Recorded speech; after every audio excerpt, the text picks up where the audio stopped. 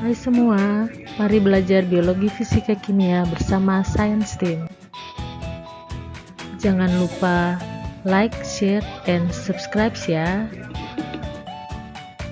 Kali ini kita akan belajar biologi untuk kelas 7, interaksi makhluk hidup dengan lingkungannya, lebih spesifik pola interaksi bersama saya, Melanie Kaeng.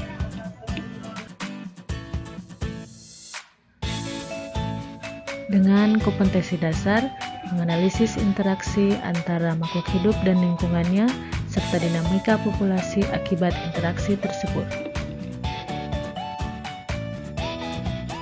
Ada dua indikator pembelajaran, yang pertama menjabarkan pola-pola interaksi, dan yang kedua menjelaskan konsep bentuk saling ketergantungan makhluk hidup.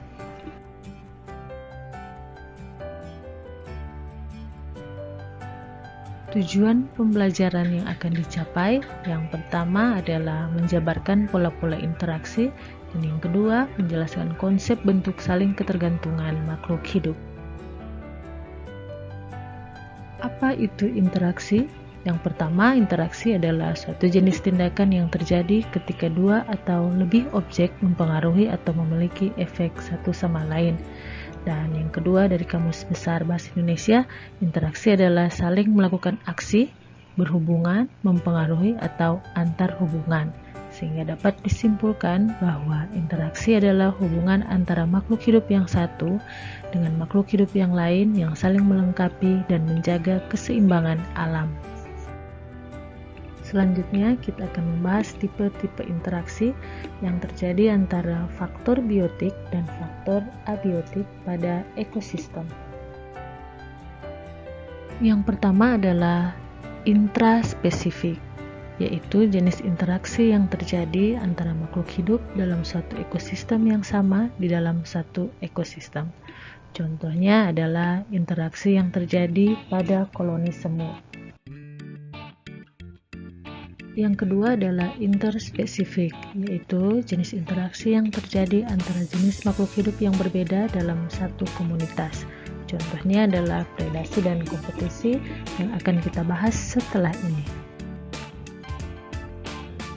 Predasi adalah salah satu jenis atau bentuk interaksi di mana hewan memangsa hewan yang lain, seperti yang terlihat pada gambar-gambar berikut.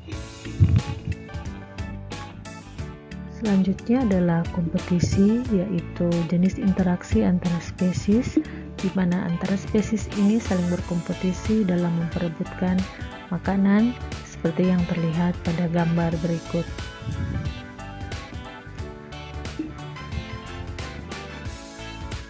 Tipe interaksi yang ketiga adalah simbiosis. Simbiosis adalah hubungan saling ketergantungan antara makhluk hidup di dalam suatu ekosistem. Ada yang disebut dengan mutualisme, parasitisme, dan komensalisme. Simbiosis mutualisme adalah interaksi antara dua spesies dalam satu ekosistem, di mana interaksi ini memberi keuntungan kepada kedua belah pihak, seperti pada gambar-gambar berikut. Berikutnya adalah simbiosis yang memberikan keuntungan pada salah satu pihak dan merugikan pihak yang lain, atau kita sebut dengan parasitisme. Komensalisme adalah simbiosis yang menguntungkan salah satu pihak, tapi juga tidak merugikan pihak lain.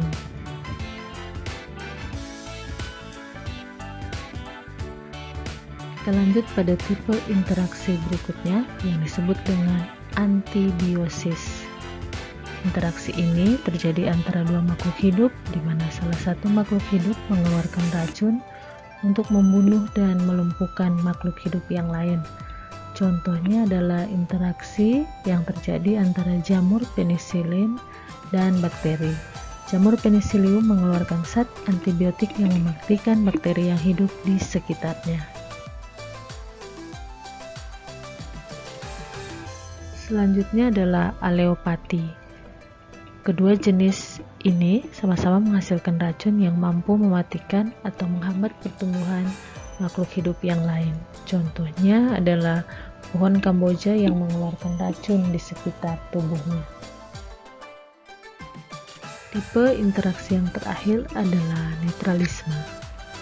Netralisme adalah hubungan antara dua jenis makhluk hidup yang tidak saling merugikan dan juga tidak saling menguntungkan.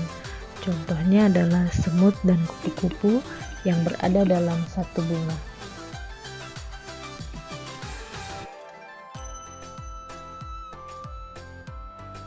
Nah, demikian materi pola-pola interaksi kali ini. Semoga kalian dapat mengikutinya dan semoga bermanfaat.